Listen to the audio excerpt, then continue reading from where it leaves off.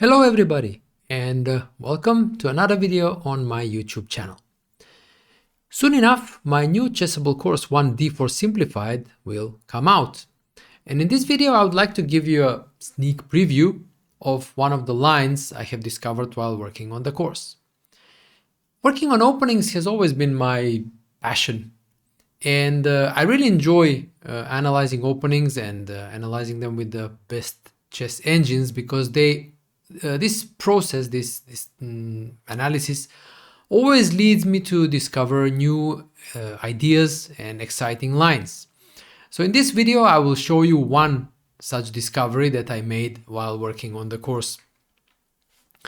The opening in question is the Budapest Gambit, and obviously there's more than one way playing against the Budapest Gambit. But I would like to show you one aggressive idea against it that is included in the course, which is not very well known.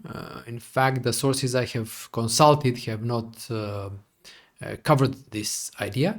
It's an aggressive way to deal with the gambit, and I think quite a dangerous one for the black player. So while doing so, I will also show you how this process of working on openings works for me. So after d4, knight f6, c4, e5, d takes e5, knight g4. I have also looked at knight e4, but it is a worse option. Now I had a look at the Alekhin's suggestion of e4 followed by f4. This is a very aggressive way of dealing with the gambit because white immediately takes over the center with his pawns. He doesn't play to defend that pawn on e4, for example, with bishop f4 or knight f3, but rather he grabs space in the center and tries to use this spatial advantage in the center to create immediate threats and attack. This way is actually possible to do so because white keeps attacking this knight that keeps jumping around to gain this central space.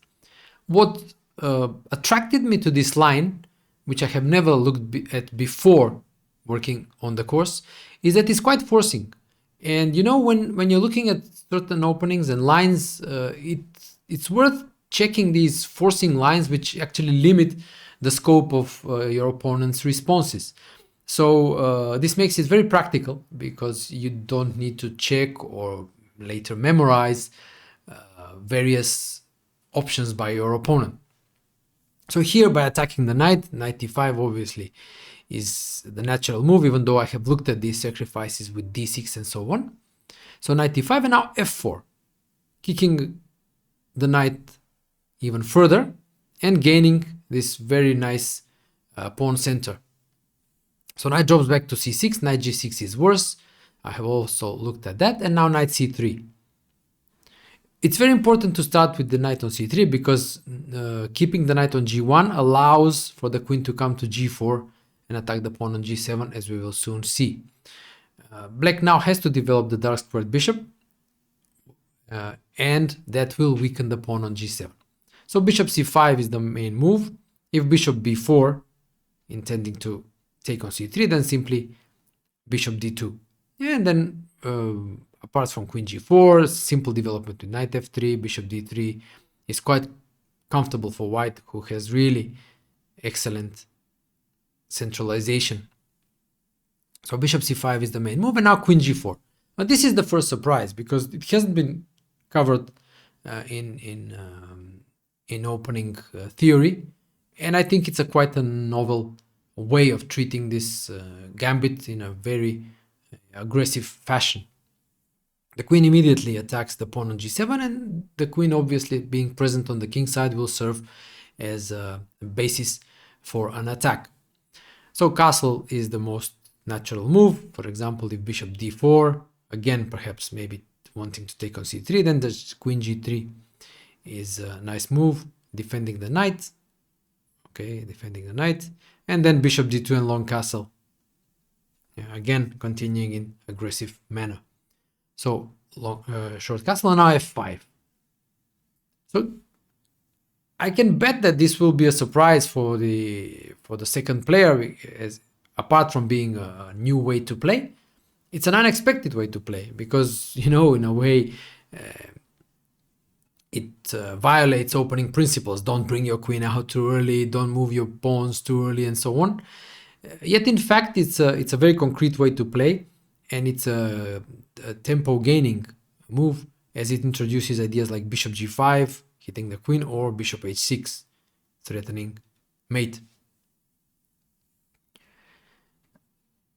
So from here on, more or less, it's an original analysis, and it's rather new. So when you explore openings and you discover such ideas, it's always it makes me very excited, because I know that if this happens on the board, I will have the upper hand when I come out of the opening and from the opening process in general, because my opponent will definitely be surprised and will have to think on their own. So now d6, the most natural move, even though I checked also knight e5, hitting the queen, yeah. Then queen g3, queen drops back, okay, f6, useful move to stop f6 by white at a later stage, and also defending against bishop h6, as then rook f7 is possible. So bishop h6, threatening mate, rook f7, defending, and now long castle. So see, it's very concrete, very, in a way, forcing from the beginning. And you know, when you apply such openings, especially with white, when you start attacking from the get-go, it really puts your opponent under pressure, especially if they are not well prepared. For example, the whole opening theory in the 90s, under the influence of Kasparov, was based on this so-called serve and volley opening play. This was most characteristic in the Sicilian with white, when then the English attack was the main line and the main way to deal with the Sicilian, and there were a lot of aggressive attacking, forcing lines where white was trying to win the game out of the opening, and very often white succeeded. So it's a very unpleasant way to deal with opening problems with black, especially, like I said, you're surprised and not well prepared. And that is the purpose of finding novelties and discovering new ways. The probability of your opponent not being prepared is pretty high. So d6, knight f3, knight c6, king b1, just the consolidating move, moving the king on a bit safer spot, and at the same time freeing the c1 square for the bishop when it doesn't get in the way. So for example, on d2 blocks the d file. Yeah, so in c1 is the best spot. So king h8, now the bishop is hanging, the bishop drops back to c1, bishop d7, black develops, and bishop e2. And this is in a way, you could see it's natural way for black to play, especially if not prepared, making natural move, developing moves. And yet black is already under serious pressure, because while he developed the pieces in a normal, let's say natural way, where is his counterplay? Yeah? Whereas white is already prepared to go queen h4, g4, g5, and the attack is already looming. So this is an example what can happen if black is surprised but makes sensible looking moves, and how quickly black can end up in trouble. So going back to the position after f5, d6, okay, knight f3 developing, and now rook e8. Again, normal natural move. If, for example, bishop b4, bishop d2 stops the wrecking of the structure, and white follows up with long castle. So knight d7, long castle, and we have similar play. So rook e8, knight d5. The concrete and very aggressive play continues. Now the threat is bishop g5, when f6 won't be possible because white will simply take in view of the pin. Yeah, so gf6 is not possible because there is a pin on the g file. So the threat is bishop g5. So king h8 deals with that threat, because now after bishop g5, f6 is possible, but the bishop drops back to d2 to allow for long castle. So knight d7, knight is aimed for the e5 square. That's the very good square for the knight, because it has been weakened by pushing f5. Long castle, knight e5, queen h5. So the queen is quite annoying here, latching onto the rook on e8 and threatening knight c7. Again, sometimes it's easy to miss such a tactic. Yeah. And again, it's move 14. White has been very aggressive and has put very concrete problems to black. And surprisingly, when you analyze such lines, you can come up with such positions which, okay, appear complex and so on, but you never imagine that in fact already black has an only move not to be significantly worse. So you wouldn't expect that. Black was playing sensible, normal moves, and all of a sudden he needs to find an only move to create counterplay. So this is a surprising factor you can encounter when analyzing openings and perhaps treating openings in such an aggressive manner. So here, I mean, imagine playing this in a game against an unprepared opening. What do you think? What is the probability of your unprepared opponent to find the move b5 here? Well, think about it, yeah? How probable that is. Because something like king g8, for example, yeah, a move getting away from the h file, why is it problematic? Okay, knight c7 is something also that needs to be considered, but also just the simple bishop e2 and the attack is rolling. So the bishop defends the knight, so g4 is possible and g5 is coming. And all of a sudden 15 moves and it can just happen that black is rolled over. Just losing in a miniature without making a mistake. Why? Well, because of that approach of playing the opening very aggressively and putting immediate problems to the opponent. But okay, let's just assume we are playing against a super strong opponent and they really delve into the position and understand all these problems and they come up with the move b5. Yeah. And now the fun part begins. There were really some fantastic lines that I discovered here, and I will show you some of them. As a main line, I have chosen the most natural looking c takes b5, where white simply takes a pawn and keeps control over the position.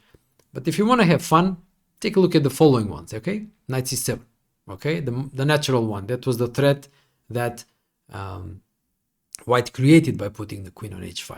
Now rook e7 is best.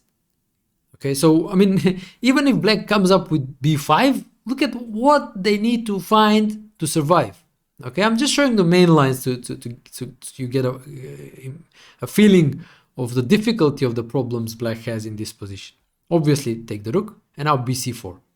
So, again, sacrificing a full rook for, okay, the knight will likely be lost, but still, sacrificing this and understanding that black should likely have some compensation here. This requires really high level of understanding and calculation. The likelihood of playing this type of opponent is, well, the opening in the tournaments we play, okay, is not very high. They really need to be extremely high level opponents. So bishop c3 now, bishop b7, and now knight d2, going after the defending the pawn on e4. But also there is an alternative, knight e5, bishop e5, rook e5, bishop c4. And now black shouldn't take the knight, but should play bishop e4. And after rook h e1, queen a8, this is quite unclear. Objectively speaking, even if you look at the position, you say, okay, why should this be unclear? My king is safe, I'm gonna exchange up. Okay? But let's trust the engine, okay, that this should be unclear. Black should still understand that this is unclear and gives him counterplay. So I checked knight d2, defending the pawn on e4. Now bishop e3 is the strong move, pinning the knight and still targeting that pawn on e4. Queen h3 hits the bishop. This is extremely complex, and to come up with these moves over the board, wow, that's elite level. Bishop drops back to h6, keeping the pin, king b1, getting away from the pin, and now take on d2. Take on d2, check on e4, king a1, and now d5. Look for how many moves the knight is alive on a8. It will be captured on the next move, and yet black had to play all these precise moves, not doing something more important than taking that knight on a8. So bishop b2 developing, queen takes a8 and rook hd1. Again, this is objectively unclear, And yet you can still play this with white, yeah. Safe king, okay, some pressure in the center. Black is well centralized, yeah. So really an unclear position. So let's go after b5 and check another crazy line, okay. b4. Imagine your opponent thinks for, let's say, half an hour and it goes b5 and you just play instantly b4. What a stunner that would be, right? I mean, it's a shock after shock, yeah? I mean, they probably think that they would surprise you with b5, yeah? But then you just nonchalantly, when they play b5, as if it's something as the most natural move that you would expect, and you stun them with b4. I'm pretty sure they would not expect a move like b4 in this position. So obviously the bishop is attacked. Yeah, the bishop draws back. Now c5. Yeah. This is science fiction, right? So now the point is, if dc5, knight g5 suddenly wins. I'll let you work out the details, but this is winning. Yeah. Imagine winning a game like this. Yeah. Amazing. Only move c6. You think they would come up with this? Well, if they come up with this, well, yeah, well done to them, yeah. I won't go speculating, yeah. Knight g5 now. Again, a stunning move, yeah, threatening mate. Now, only move for black, h6. Don't touch that knight.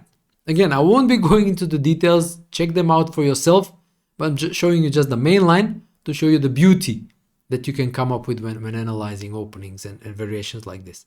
Now, knight e6, hitting the queen. Only move, takes on e6, f takes e6, takes the knight on d5, e5. Look at these pawns. Yeah. D takes e5, the bishop was hanging, and now bam, bishop h6. Opening the d file, in fact. Yeah. G takes h6, d6 now. Look at these pawns, yeah? And obviously there are threats against the king. Now only move for black. What do you think? Queen g8, of course, yeah, so natural, so nice, yeah. It attacks the pawn, yeah, and of course intends to cover the check with queen h7. But queen h6, queen h7, and now queen h7, king h7, and bishop b5. And it's a huge mess. The analysis can go on, yeah. In fact, for now, the material on the board is rook and 3 pawns for 3 pieces, but these pawns will definitely regain some of the material for white, yeah. It's a huge mess. The analysis can and should continue.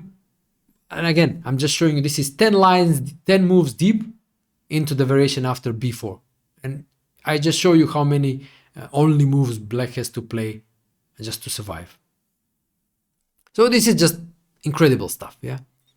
So let's go back to the position after b5 and just show you the most, let's say, sane line for white that I actually recommend if you don't want to go into this crazy stuff. Lines, just take the pawn. Bishop b7 and now bishop c3. Improving the position of the bishop and strengthening that knight on d5. Now if something like knight f3, queen f3, but also gf3 is possible. Yeah. Whereas after bishop d5, both rook d5 and e d5 are possible. So white is a pawn up. Okay, this one is safely defended. Has the pair of bishops. But black has some compensation here because he has really good control over the dark squares. Obviously, the opening exploration can be taken further, and I can assure you the elite players do take their opening preparation further. They don't stop in positions like this one. But for our needs on a lower level, I think this is quite sufficient to really stun your opponent and put really difficult practical problems to them in a tournament game. So this is the one example of how I worked on my new course for Chessable 1.d4, which will hopefully soon be out. And by doing so, I hope I explained how I work on openings, how exciting this is for me, and why I like doing it. Yeah, because when you discover some lines, you really enjoy the process and the beauty of the process. Yeah, enjoying the moves you come up with or the engine comes up with. Sometimes you see a move, you propose it to an engine, and okay, surprisingly it turns out it's a good one, and you explore it more deeply, as you delve into the position further. So, well, I hope you enjoyed this preview. Yeah, but also I think a nice line against the Budapest Gambit, quite, I think, moderately at least popular on club level. And okay, if you like this video, make sure you subscribe, check out my weekly newsletters on Substack, and yeah, I'll see you next week with another video. Stay safe.